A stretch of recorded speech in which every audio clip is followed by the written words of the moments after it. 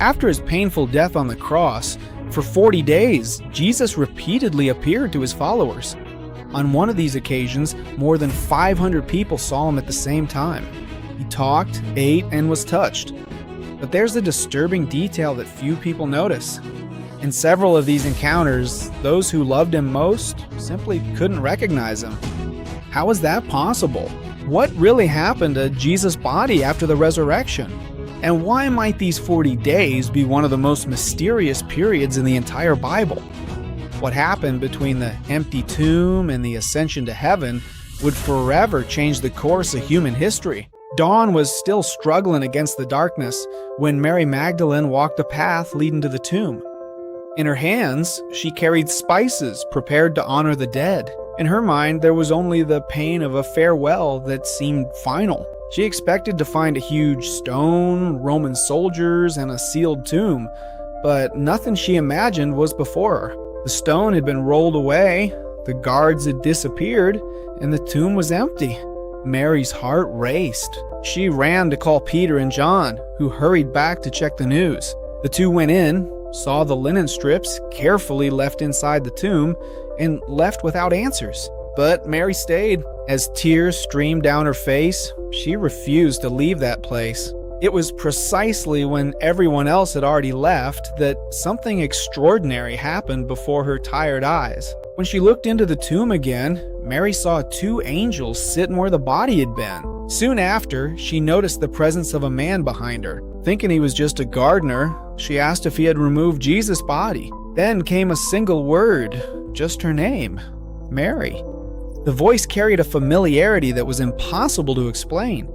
In that instant, everything changed. She recognized who was standing before her, and the world would never be the same. The first person to witness the risen Christ was not a king, a priest, or one of the most influential apostles. It was Mary Magdalene, a woman who deeply knew the restoring power of Jesus. While many fled during the crucifixion, she stayed close until the end. Now, she was given the most important mission ever entrusted to a human being: to bring the disciples the news that death had been defeated and that the Master was alive again. If you're already learning and engaging with this content and want to understand the Bible more deeply, our ebook, How to Use the Bible in the Best Way, is linked in the description. It was created to help Christians study the scriptures and have deeper devotionals. There, you'll also find the Bibles we recommend for serious study of the Word. Like the video, subscribe to the channel, and turn on notifications. Now keep going with me, because the disciples still had no idea what was about to happen. When Mary arrived at the place where the disciples were hiding, she found men overcome by fear. Jerusalem was still the same. The soldiers were still patrolling the streets. The religious authorities still held power, but an impossible piece of information had entered that room. Jesus was alive. Even so, believing was hard. Not because their hope was small, but because reality seemed too big to fit into everything they knew about life and death. Then something happened that none of them would ever forget. Without the sound of doors opening or footsteps approaching, Jesus appeared among them. Panic took over the room. Many thought they were seeing a spirit, but he called them closer.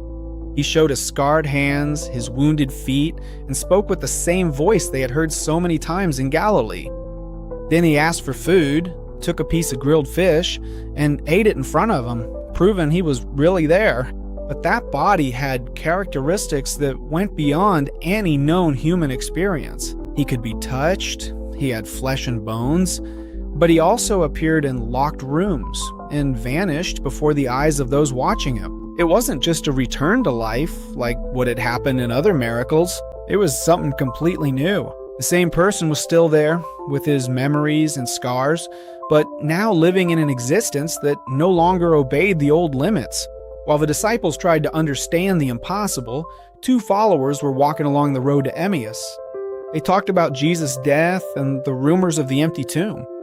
Suddenly, a traveler approached and began walking alongside them. For hours, they listened to his explanations about the scriptures. Every word seemed to set their hearts on fire. Even so, they didn't realize who he was. Christ himself was walking with them, but their eyes were kept from recognizing him. Only when they sat at the table and the visitor broke the bread was the veil lifted. In an instant, they understood. It was Jesus. But as soon as they recognized him, he disappeared right in front of them. It seemed there was a deep lesson in that encounter. Before they recognized his face, those disciples needed to understand the scriptures that pointed to him. Faith that is born only from sight can falter. Faith, built on understanding the promises, remains firm, even when the eyes can't see. Even so, not everyone believed right away. Thomas refused to accept the reports from the other disciples. He wanted proof. He wanted to touch the marks from the nails and check the open wounds for himself. A few days later, Jesus appeared again. This time, he turned directly to Thomas. There was no harsh rebuke or public humiliation, just an invitation. Touch, see, check for yourself. And faced with that evidence, all his resistance crumbled in a matter of seconds. Thomas finally believed. If you're already learning and engaging with this story, like the video and subscribe to the channel.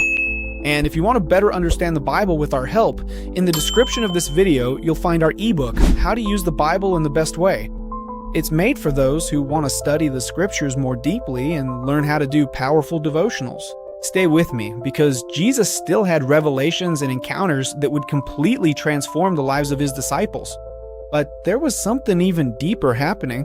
Jesus didn't just appear. He was preparing his followers for a mission that would go beyond any known boundary. In a quiet meeting, he gathered the disciples and performed a gesture that echoed the very act of creation. He came close to them and breathed on them.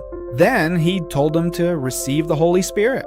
The same God who breathed life into Adam was now beginning a new creation through the risen Son.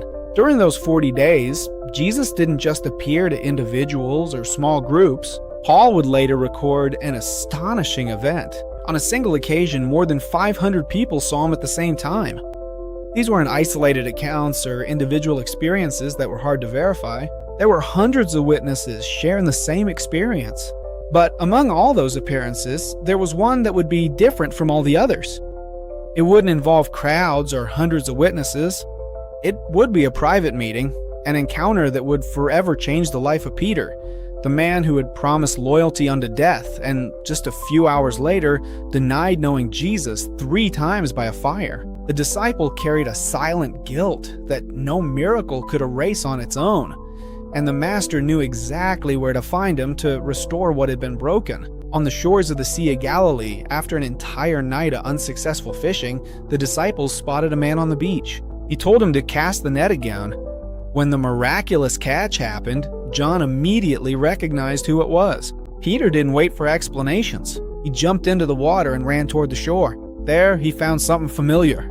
A fire burning, fish roasting over the coals, and Jesus waiting for him. That fire wasn't just a detail in the scenery. It reminded him of another fire, the same atmosphere as that early morning when Peter denied his Lord. The smell of smoke, the chill of the night, the setting of his greatest shame. Now Jesus was recreating that scene not to condemn him, but to heal him. The restoration would happen exactly where the wound had begun, not by erasing the memory, but by transforming its meaning. After the meal came the question Peter feared to hear. "Do you love me?" Once, then again, and a third time. Each answer replaced a previous denial.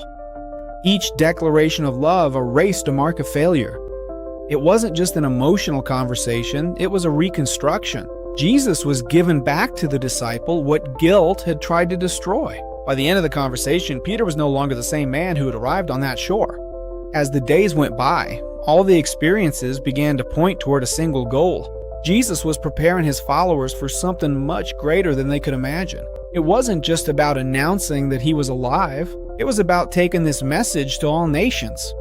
A calling so great that it seemed impossible for a small group of men without political influence, wealth, or military power. Then the last day arrived. Jesus led the disciples to the Mount of Olives. The path was familiar. Every stone carried memories of recent events. As they walked, they were still asking questions about the kingdom. They were still trying to understand everything that had happened, but in just a few moments, they would witness something that would surpass any expectation. The conclusion of those 40 days was about to unfold before their eyes. After blessing them, Jesus began to ascend. He slowly rose before them until he was enveloped by a cloud. The disciples kept looking up at the sky, unable to take their eyes away. It wasn't just a farewell, it was a coronation. The one who had conquered death was returning to the place of authority that belonged to him. He who had overcome the cross was now publicly taking up his rule over the whole world. While the disciples were still looking up at the sky, 2 angels appeared beside him and said, "Men of Galilee, why are you standing here looking at the sky? This same Jesus, who has been taken from you into heaven, will come back in the same way you have seen him go into heaven." The ascension was not the end of the story, it was the promise. Christ conquered death and would one day return in glory. The tomb is still empty, the throne is still occupied, and the greatest story in human history has not yet reached its final chapter. Thank you for watching until now. If this story touched your heart, leave a like, subscribe to the channel, and share this video with someone who needs to be reminded that Jesus conquered death and that hope is still alive for all who believe in him.